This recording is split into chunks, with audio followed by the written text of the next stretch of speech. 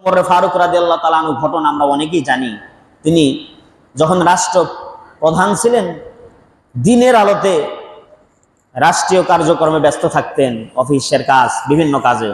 আর রাতের আধারে দাঁড়ে দাঁড়ে ঘুরে ঘুরে মানুষের খোঁজ খবর নিতেন, প্রজাদের কি অবস্থা। তো একবার এলাকার ভিতরে ভ্রমণ করতে করতে দেখে যে তার একটা বাসার ভিতরে, কুড়ে ঘরের ভিতরে মা এবং মেয়ের কথোপকথন হচ্ছে। কিভাবে? দুধে পানি মিশানোর জন্য।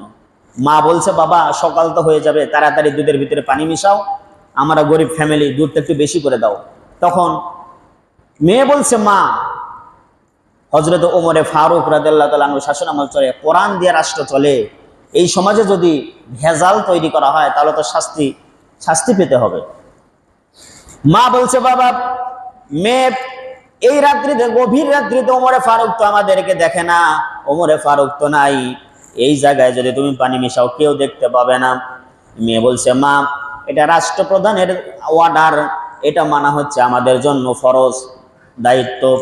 আমি যদি এই জায়গায় পানি মিশি, ওমরে ফারুক দেখতে না পারে, আমাদের রাষ্ট্রপ্রধান দেখতে না পারে, কিন্তু আমাদের রাষ্ট্রপ্রধানের যিনি রাষ্ট্রপ্রধান, আহকামুল হাকিমিন, আল্লাহ তো দেখতেছেন, তার চোখ তো ফাঁকি দেওয়া যাবে না।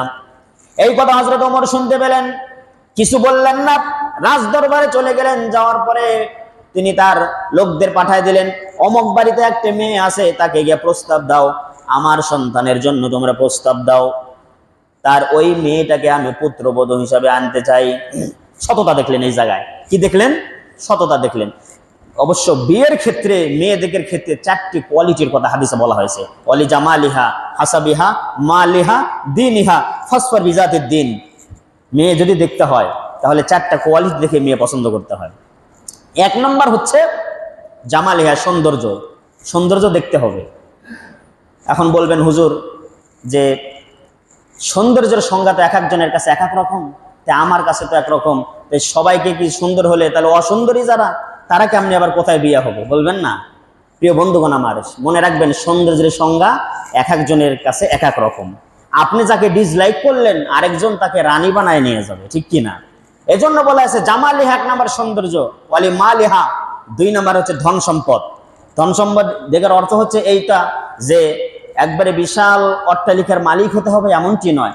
আপনি যেই কোয়ালিটিতে আছেন, যে স্টেজে আছেন, এই স্টেজের জন্য হয়, আপনার সাথে যেন ম্যাচিউর যেন হয়, কুফু যেন থাকে। ওয়ালি হাসাবিহায় 3 নম্বর দেখতে হবে বংশটা কি। এরপরে দেখতে হবে দীনিহা, ধার্মিকতা, ফাসফার বিজাতিদ দ্বীন, হাদিসের শেষে বলা হয়েছে তোমরা দ্বীনদারিতাকে প্রায়োরিটি দিবে। হযরত ওমর ফারুক রাদিয়াল্লাহু তাআলা আনহু এটাকে তিনি প্রায়োরিটি দিলেন। দেওয়ার পরে তিনি বললেন যে ওখানে নিয়ে আসো, আমার পুত্রবধূ বানা দিলেন।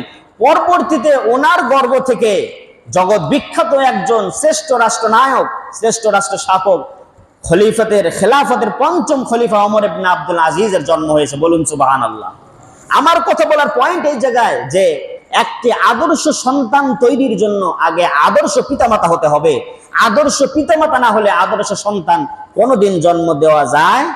কোনোদিন যায় না, কোনোদিন হওয়া যায় না। হযরত লোকমান হাকিম, তিনি তার সন্তানকে অমূল্য নসিহা পেশ করছেন, উপদেশ প্রদান করছেন। কি উপদেশ? এই জায়গায় আমি 8টা উপদেশের কথা বলবো। 1 নম্বর উপদেশ দেখুন, وَإِذْ قَالَ لُقْمَانُ لِابْنِهِ وَهُوَ يَعِظُهُ يَا بُنَيَّ لَا تُشْرِكْ بِاللَّهِ إِنَّ الشِّرْكَ لَظُلْمٌ عَظِيمٌ। হযরত লোকমান হাকিম বলেন, ইয়া বুনাইয়া, বানি শব্দর বুনাইয়া এটা হচ্ছে তাসগীর করা হয়েছে, এর অর্থ হচ্ছে এ কলিজার টুকরা সন্তান। আমি তোমাকে এখন এমন কিছু নসিহা পেশ করব যেগুলো তোমার জন্য খুবই কল্যাণকর। 1 নম্বর, লা তুশরিক বিল্লাহ ইন্নাশ শিরকা লাযুলমুন আযীম। 1 নম্বর হচ্ছে আল্লাহর সঙ্গে কাউকে শরীক স্থাপন